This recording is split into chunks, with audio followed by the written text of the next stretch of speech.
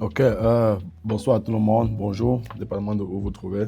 Bienvenue sur une autre livraison de fait le podcast où on parle uniquement d'intégration aux États-Unis, de finances, d'éducation, de carrière, d'immigration et tout ce qui va avec.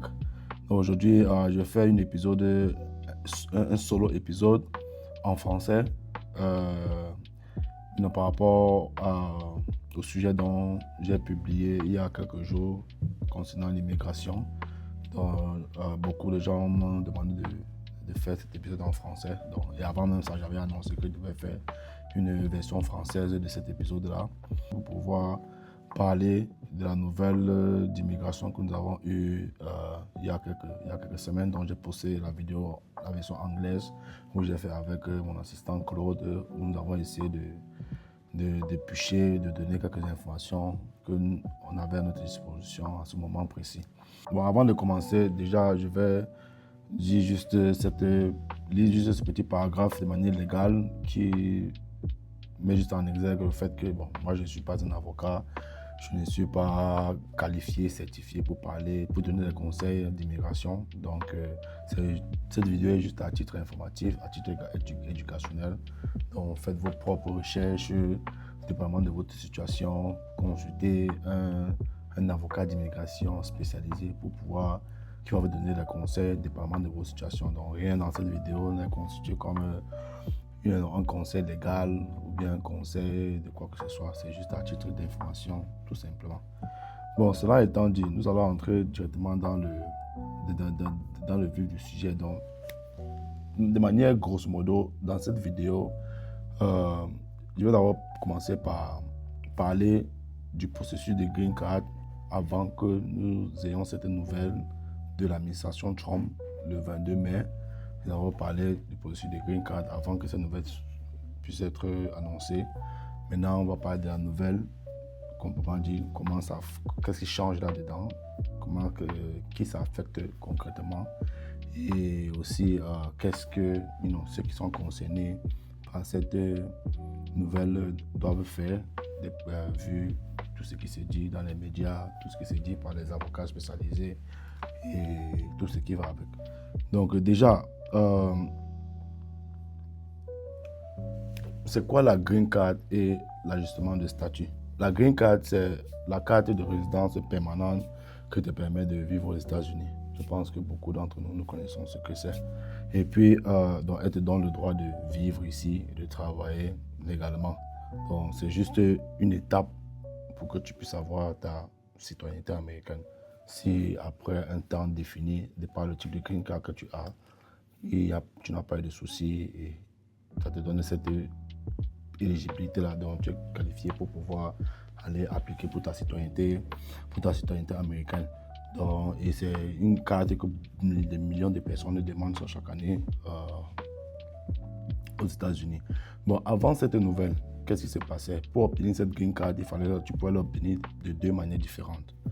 La première manière, c'était ce qu'on appelle l'ajustement de statut, AOS.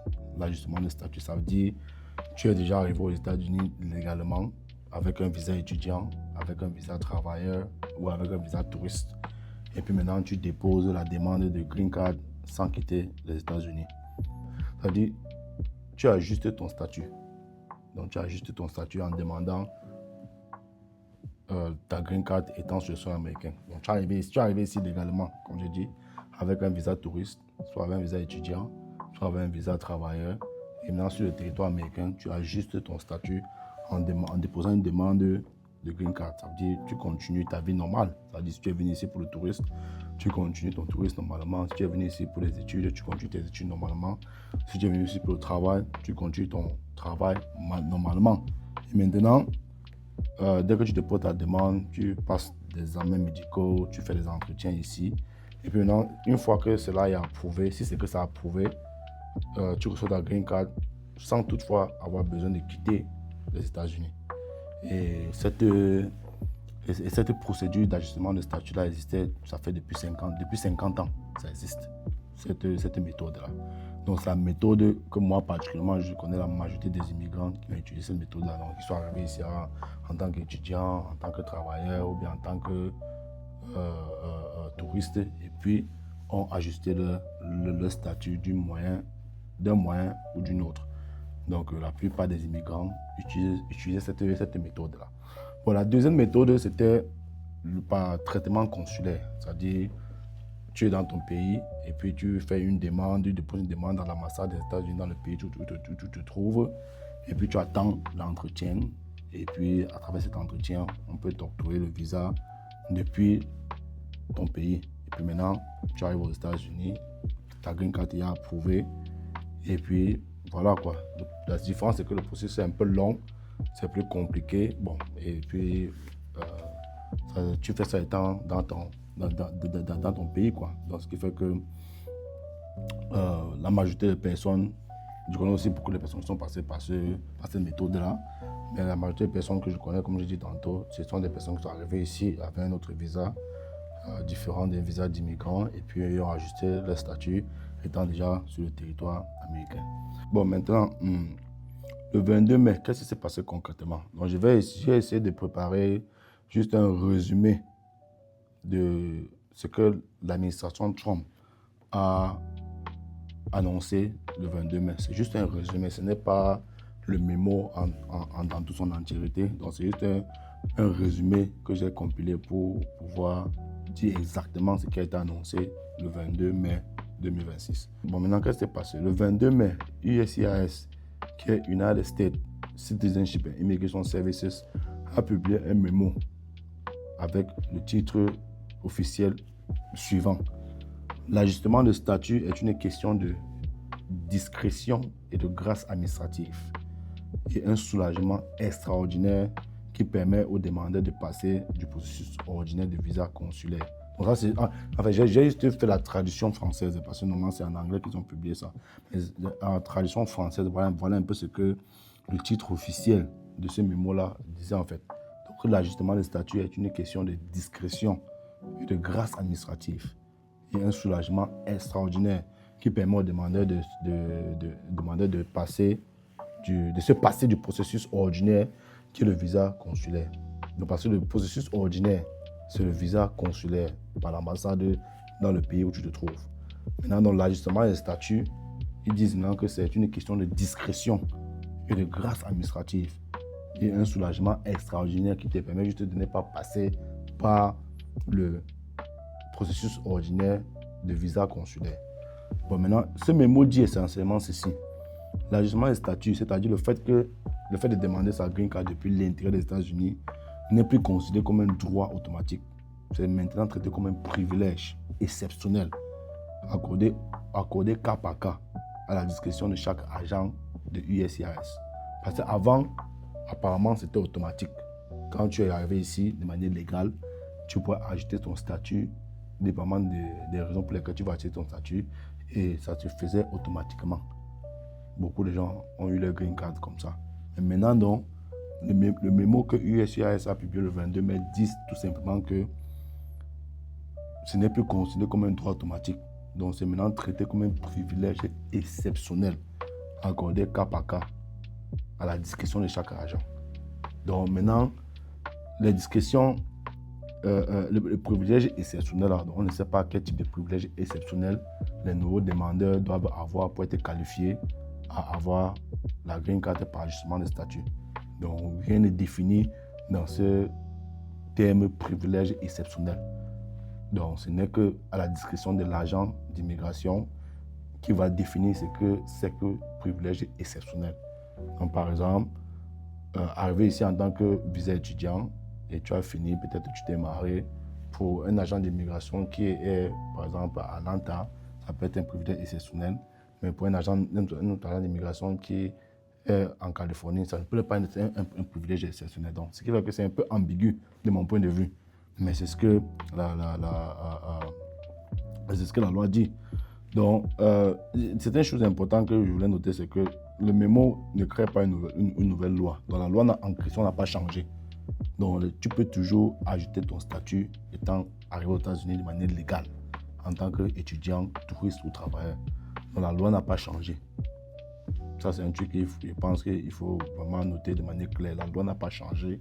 On n'a pas empêché qui que ce soit d'ajuster son statut étant déjà sur le territoire américain de manière légale avec un visa étudiant, un visa touriste ou bien un visa travailleur. La loi reste la même. Et aussi, le mémo s'applique immédiatement d'après ce qui est dit dans le mémo. Donc, ça s'applique immédiatement au dossier en cours et aux nouvelles demandes. Mais des défis juridiques sont attendus. Après mes recherches, il y a beaucoup de cabinets d'avocats qui préparent déjà des poursuites contre ce mémo. Mais ce qui a changé normalement, c'est le standard. Donc, ça veut dire, avant, avoir un dossier propre suffisait. Mais maintenant, là, les agents doivent peser beaucoup de facteurs, positifs et négatifs, dans leurs décisions. Ils doivent peser beaucoup de facteurs. Parce qu'avant, dès que tu avais un dossier complet, c'était automatique. Que tu ajustes ton statut sans problème. Mais maintenant, là, les agents d'immigration, ils pèsent beaucoup de facteurs. Ils pèsent des facteurs positifs, ils pèsent des facteurs négatifs. Ces facteurs-là, personne ne connaît. Donc, ce n'est que les agents d'immigration qui connaissent les facteurs dont ils vont peser pour pouvoir juger cas par cas. Donc, et aussi, le porte-parole de USCIS a déclaré publiquement dans les médias que désormais, un étranger en Amérique temporairement qui veut une green card doit rentrer dans son pays pour postuler, sauf dans des circonstances extraordinaires. Comme je disais tantôt, personne ne connaît ce que circonstances extraordinaires veut dire. Donc, beaucoup pensent que c'est un message politique, que c'est fort, que c'est clair, que c'est conçu pour faire peur. Ça, c'est ce que beaucoup pensent. Et puis, et comme beaucoup pensent là, c'est ce que les médias relatent, les médias comme les CNN, NBC, presque tous les médias relatent, c'est là que maintenant, vous demandez la green card, tu dois absolument rentrer dans ton pays. Or, ce n'est pas ce que le mémo qui a été envoyé à USCIS de l'administration de Trump dit concrètement. Mais c'est ce que les médias disent, c'est ce que beaucoup de gens disent. Mais bon, le mémo, comme je disais tantôt, ça ne bannit pas l'ajustement de statut, ça ne crée pas une nouvelle loi. Donc, ça dit juste aux agents de USCIS de traiter chaque dossier comme un cas individuel et avec discrétion. Voilà ce que le mémo dit. Le mémo ne bannit pas l'ajustement de statut, ça ne crée pas une nouvelle loi. Ça dit tout simplement aux agents de USCIS de traiter dossier cas par cas avec discrétion. Donc, remplir les conditions techniques d'avant ne suffit plus. C'est ce que le mémo veut dire. Donc, les agents doivent peser maintenant tous les facteurs positifs et négatifs. Maintenant, et aussi, il y a un aspect important dans le type de visa, c'est que les visas à double intention, c'est-à-dire les visas H1B et L1 sont les visas à double intention. Ça veut dire que quand tu as ce type de visa, que tu viens ici travailler, c'est avec l'intention que, bon, en travaillant, tu t'installes et puis tu peux... tu t'installes et puis tu peux... il peut arriver que tu ajustes ton statut. Donc, c'est ça qu'ils appellent visa à double intention. Que tu viens travailler, mais il peut arriver qu'en travaillant, tu ajustes ton statut. Donc, les visas les plus touchés d'après les recherches et ce qui se dit, sont les visas étudiants, les visas de F1. C'est-à-dire, parce que le visa F1, ce n'est pas un visa qui a double intention. C'est-à-dire, tu es supposé venir ici, aller faire tes études et puis tu rentres chez toi. Donc, si tu veux rester pour obtenir une green card, les agents vont regarder ça de près parce que c'est un visa qui n'est pas à double intention. Donc, même si un employeur va te sponsoriser, ça aide, mais ce n'est plus automatique, d'après ce que certains avocats disent. Donc, si tu arrives ici en tant qu'étudiant et que tu vas à l'école, comme étant donné que ton visa n'est pas un visa à double intention, tu es censé rentrer chez toi. Maintenant, donc, il y a ce processus où beaucoup de compagnies peuvent sponsoriser pour que tu puisses avoir ta green card. Maintenant, le mémo dit que les agents vont regarder ça de près. Donc, ce n'est plus automatique comme avant. Donc, l'agent peut dire que tu avais l'intention de rester dès le début, ce qui va contre les conditions de ton visa. Ça, c'est ce qu'on sait les étudiants. Il y a aussi les visas, les personnes qui viennent sur visa touriste B1 et B2. Parce que ça, c'est un visa qui a zéro intention d'immigrer. Ça n'a pas double intention d'immigrer. Donc, le contraire, c'est ce que, d'après le mémo, le contraire de ça, c'est ce que les agents recherchent maintenant. Que tu viens ici avec un visa touriste et tu demandes la green card, tu vas acheter ton statut avec la green card. Ça, c'est un visa que beaucoup d'agents vont maintenant regarder pour pouvoir peser les points positifs et les points négatifs de ta demande. Donc, le traitement, si tu es venu avec ce visa, le traitement consulaire est presque la seule option que tu as. D'après encore, comme je dis, les recherches. Donc maintenant, il y a un point qui est important là. On dit que si tu es marié à un citoyen américain sur un visa touriste, ça consulte. Apparemment, la situation devient encore compliquée. Donc tu dois consulter absolument un avocat pour pouvoir t'assurer que rien ne va contre toi en fait. Parce que tu es venu avec un visa touriste, tu es censé rentrer. Maintenant, tu épouses un Américain et tu veux acheter ton statut. Les agents d'immigration vont maintenant avoir un appui particulier sur ce genre de cas. Et un autre truc qui touche beaucoup plus certaines personnes, c'est que ton visa, tu as dépassé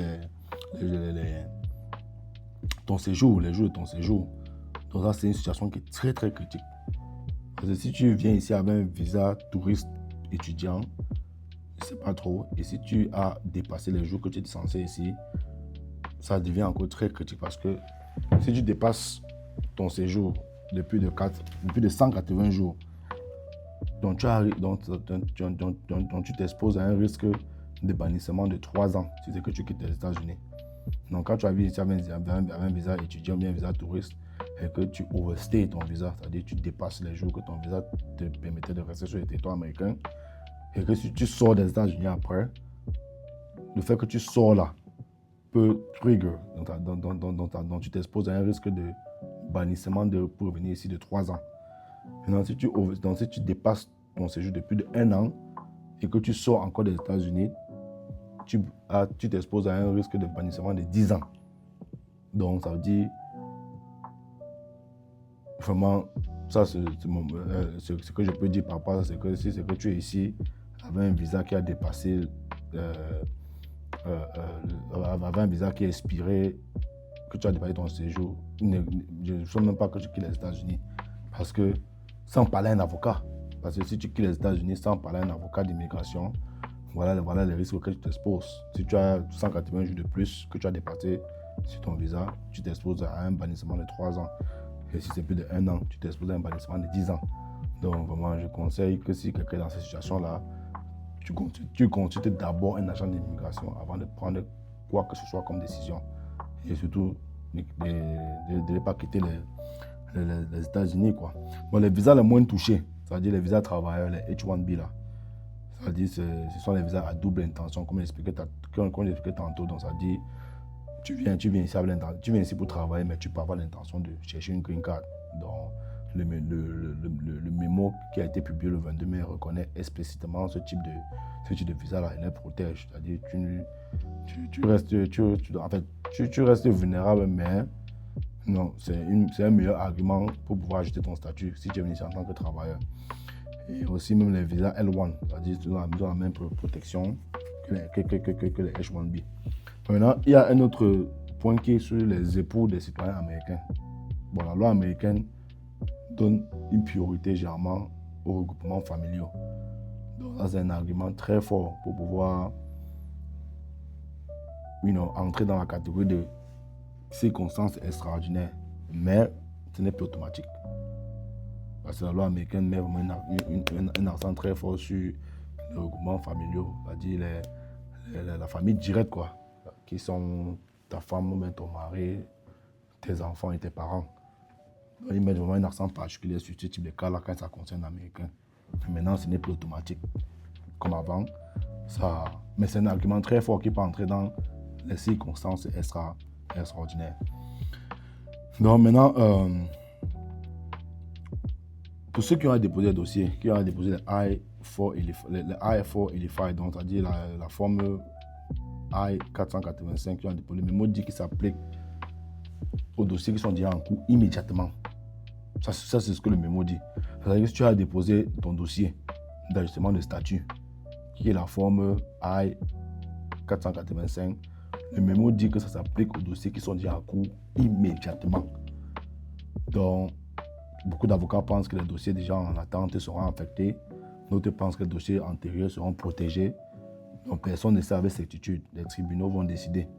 Donc, le conseil qui en ressort de ça, c'est que si tu as déposé ta demande d'agissement de statut, il ne faut pas retirer ta demande sans parler à ton avocat. Non, parle à ton avocat avant de faire quoi que ce soit sur ta demande. Parce que le mémo dit que ça s'applique aux gens qui ont déposé le dossier en cours immédiatement. Donc, d'après mes recherches aussi, il y a des cas spécifiques qui s'appliquent aux Camerounais ou bien à l'immigration africaine, c'est-à-dire le TPS, c'est-à-dire Temporary Protection Status. Le TPS, là, ça a été terminé en août 2025. Donc, si tu dépendais du TPS, maintenant, c'est une position encore plus fragile. Donc, le mémo touche doublement. C'est-à-dire, vraiment, ce qu'on va conseiller à mes frères africains, bien camerounais qui sont en situation de consulter un avocat spécialisé dans le domaine. Ce n'est qu'un avocat d'immigration qui peut te donner les conseils nécessaires. Pas un ami au quartier, pas quelqu'un comme moi dans une vidéo actuelle. Non. Ne jouez pas à ce jeu-là. Quand vous avez une situation pareille, il faut absolument contacter un avocat d'immigration spécialisé dans le domaine pour vous donner les conseils nécessaires afin de naviguer la situation dépendamment de votre cas. Donc, c'est pour ça que j'ai fait cette vidéo ici, juste pour donner des informations claires à titre informatique uniquement. Donc, si tu es dans cette situation-ci, ce que tu dois faire maintenant, ça c'est mon point de vue, dépendamment des recherches que j'ai fait, dépendamment de ce que je suis dans les journaux, des autres podcasts des avocats d'immigration qui disent ce que tu dois faire maintenant. Voici les 5 étapes que je suis dans cette situation-ci, que tu dois faire, de mon point de vue, avec tout ce qui s'est dit dans les podcasts des avocats d'immigration spécialisés. C'est que, tu ne dois pas quitter les États-Unis, donc tu ne dois pas bouger, tu ne dois pas paniquer. Parce que si tu quittes l'Amérique, comme je disais tantôt, et que tu avais un visa qui était expiré de 180 jours, directement, tu augmentes le risque que tu vas être banni de 3 ans pour revenir ici. Si tu quittes l'Amérique et que ton visa va expirer de 1 an, tu t'exposes à un risque de 10 ans sans revenir dans le territoire américain. Donc la première étape, c'est ne panique pas, ne bouge pas, ne quitte pas les États-Unis, ne retire pas ta demande. Si c'est que tu avais déposé une demande d'ajustement de statut, reste calme et puis tu consultes simplement un avocat. Ça, c'est la deuxième étape. Dans la première étape, il ne faut pas paniquer. Il ne faut pas quitter les États-Unis, il ne faut pas bouger, il ne faut pas retirer ta demande de I-4 et les 5, c'est que tu avais à déposer. Deuxième étape, tu consultes directement un avocat d'immigration. Parce que c'est un avocat d'immigration spécialisé qui va te donner les conseils et qui va savoir quelle posture, quelle tactique tu dois adopter pour pouvoir naviguer l'environnement de cette nouvelle-ci. Donc, un avocat spécialisé d'immigration américaine, il y a beaucoup d'avocats font des consultations gratuites. Première consultation gratuite de 15 à 30 minutes. Et puis, même si c'est payant, mon frère, c'est la seule chose que tu peux faire pour pouvoir maintenir ton dossier dans de très bonnes conditions. Donc ça, c'est la deuxième étape qu'on va conseiller, tu consultes un avocat. La troisième étape maintenant, il faut évaluer le risque en fonction du type de visa. De mon point de vue, donc il faut connaître ton type de visa et ton niveau de risque. Les H1B et les L1, qui sont les visas à double intention, ont un peu plus de protection. Parce que ces 2 visas-là viennent ici pour travailler et ont une double intention que tu peux ajuster ton statut quand tu es sur place. Ce sont les F1 et B2 qui sont les plus vulnérables, c'est-à-dire les visas étudiants et les visas touristes. Donc là-bas, il te faut vraiment avoir une stratégie, il faut vraiment avoir un avocat d'immigration pour pouvoir t'assurer que tu ne commets pas d'erreur là-dessus. Et apparemment, ceux qui étaient sur le statut de TPS là, Temporary Statute Protection, c'est une situation qui est vraiment très urgente. Donc, il faut agir maintenant. Il faut directement avoir un avocat d'immigration qui va voir ton dossier parce que je pense que cette personne était protégée avec ce TPS là. Mais en août 2025, l'administration Trump a annulé ça. Donc l'autre là, c'est vraiment très grave. Tu dois être très très prudent, très stratégique si c'est que tu es dans cette situation là. Un avocat d'immigration, comme je l'ai dit encore, est ta meilleure ressource pour naviguer le système, l'environnement, si tu es sur si tu as si tu avais ce TPS là quoi. Donc, et comme j'ai dit tantôt, ne retire pas ton I-485, c'est que tu étais déjà en cours de traitement sans avis juridique. La quatrième étape, bon, si tu as la possibilité vraiment, ceux qui sont dans ces différents types de catégories de visa là, il faut faire tout pour maintenir ton statut actif valide. Donc, il ne faut pas aller, il faut faire tout pour que tu ne sois pas dans un statut invalide. C'est-à-dire, ne laisse pas ton visa expirer. Il faut absolument que, parce que quand tu as un statut valide, ça te protège. Que tu sois étudiant, que tu sois touriste, tant que tu es valide, ça te protège. C'est quand tu sors déjà de cette validité-là que tes points peuvent commencer. Donc, il faut faire tout pour maintenir ton statut valide. Donc, que si tu es étudiant et que tu as maintenant fini l'école, voir si tu peux rentrer faire une autre formation. Ne sais pas trop pour pouvoir maintenir ton statut d'étudiant. Si tu es touriste, voir si tu peux prolonger ton séjour pour pouvoir être encore sur le territoire. Donc, mais il faut garder ton statut légal. Ça, c'est la quatrième étape que moi, je pense que si tu restes ici et que tu dois éventuellement passer par un consulat, tu dois d'abord garder ton statut ici. Parce que si tu ne gardes même pas d'abord ton statut ici et que tu vas aller maintenant après faire la procédure consulaire, ça va être très compliqué. Donc, il faut d'abord garder ton statut. Et puis maintenant, avant de voir quelle étape, quelle méthode va être bien pour ton cas. Est-ce que tu vas continuer à utiliser la procédure d'ajustement de statut ou bien est-ce que tu vas poursuivre la procédure consulaire? Mais la première étape, c'est que n'accepte pas que ton visa s'expire, que ce soit étudiant ou bien touriste. Ne permet pas que ton visa s'expire. Si ton visa t'inspire même de un jour, c'est compliqué. Ça te complique les choses. Et maintenant, la dernière étape, pour moi, c'est qu'il faut documenter tes liens avec l'Amérique. Parce qu'on ne connaît pas encore ce que veut dire circonstance extraordinaire. Donc, le plus de documents que tu peux avoir qui te lient avec l'Amérique, le mieux ça sera. De mon point de vue, c'est-à-dire si c'est que tu as épousé un citoyen américain, si tu as des enfants qui sont nés ici, si tu as des années de taxes que tu as payées, l'historique de ton emploi ici, l'implication dans la communauté, tous ces trucs-là peuvent jouer en ta faveur. Vraiment. Donc, si tu es là et que, quelle qu'en soit la situation que tu as, que tu as même déposé un dossier de I-485 pour ajouter ton statut, que tu es là en tant qu'étudiant et tu es encore là à l'école, que tu es même là en tant que visa touriste et que tu as l'intention de rester, il faut mettre les pions de telle sorte que, quelle que soit la situation que tu vas te trouver, ça joue en ta faveur. Et plus tu as les documents qui montrent tes liens avec l'Amérique, je pense que le mieux, ça sera pour toi. Si tu as épousé un Américain ou une Américaine, ça peut jouer en ta faveur. Si tu as un enfant qui est né ici, qui est américain, ça peut jouer en ta faveur parce que tu ne peux pas laisser l'enfant pour aller... Tu ne peux pas te séparer de l'enfant pour le bien de l'enfant. Et là, les Américains sont un peu sensibles à ça.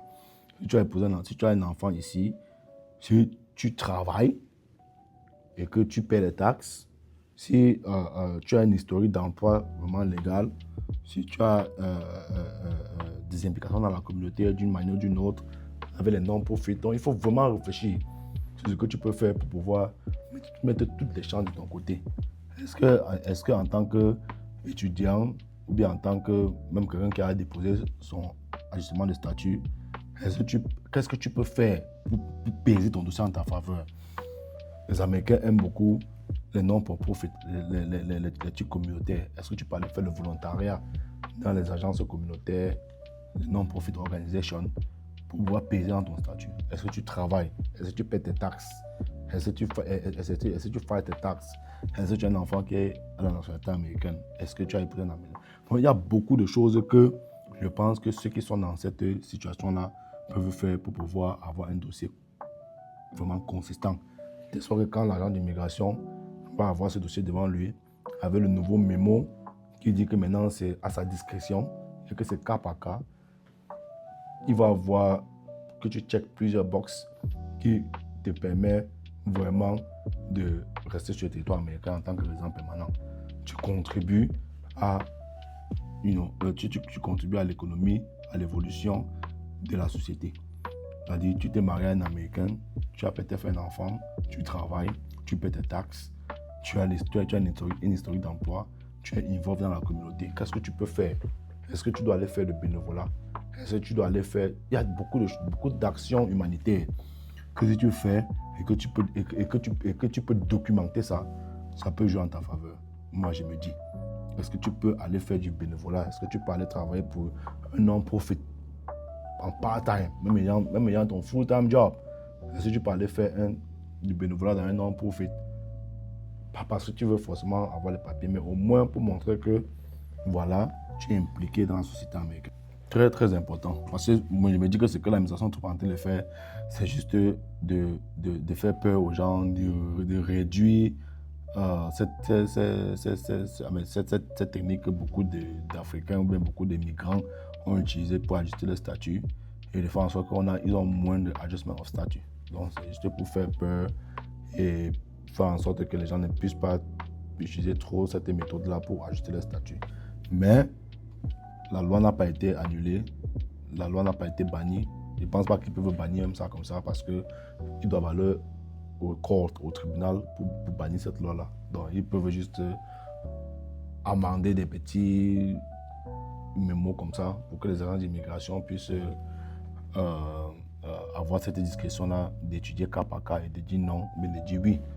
Donc, le plus de dossiers, le plus de documents tu as à ton endroit, le mieux ça sera pour toi. Donc, vraiment, je ne veux pas rendre cette vidéo trop longue. C'est que j'ai seulement voulu faire cette vidéo aussi en français, juste pour pouvoir élaborer un peu sur la première vidéo que j'ai faite en anglais.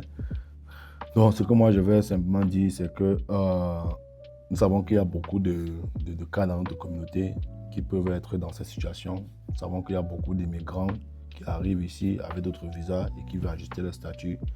Et c'est important de communiquer, de s'informer avec les dernières nouvelles qui concernent l'immigration. Donc, en grosso modo, on n'a pas automatiquement annulé la loi qui permet que tu peux ajuster ton statut si tu es déjà ici.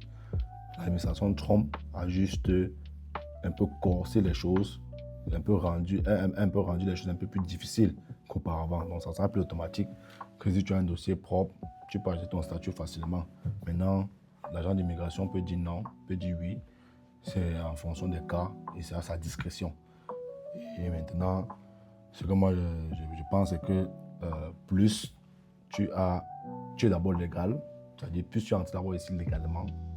Ça, c'est très important parce qu'il y a aussi un aspect où certains peuvent entrer ici illégalement à travers les frontières. Bon, là, je ne sais pas comment ça va se passer. Ça va être encore très compliqué.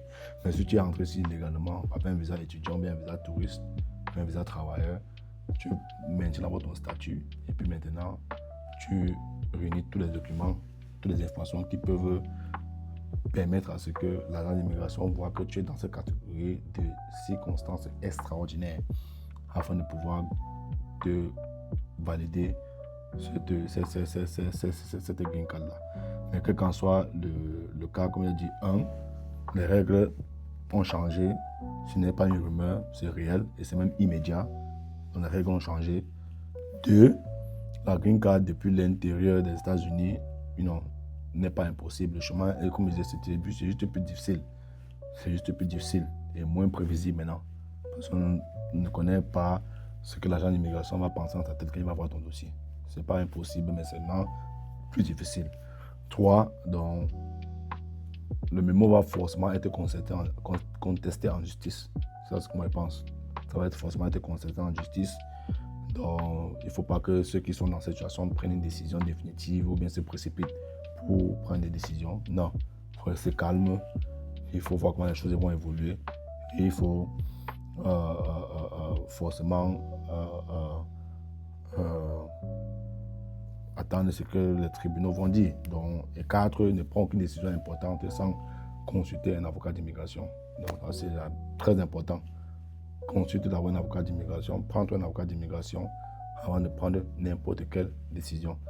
Et 5, ne quitte pas les États-Unis précipitamment. Si tu n'as pas déjà consulté un agent d'immigration Et si tu n'as pas mesuré le pour et le contre de ce départ, parce que si ton visa est expiré, c'est un peu compliqué.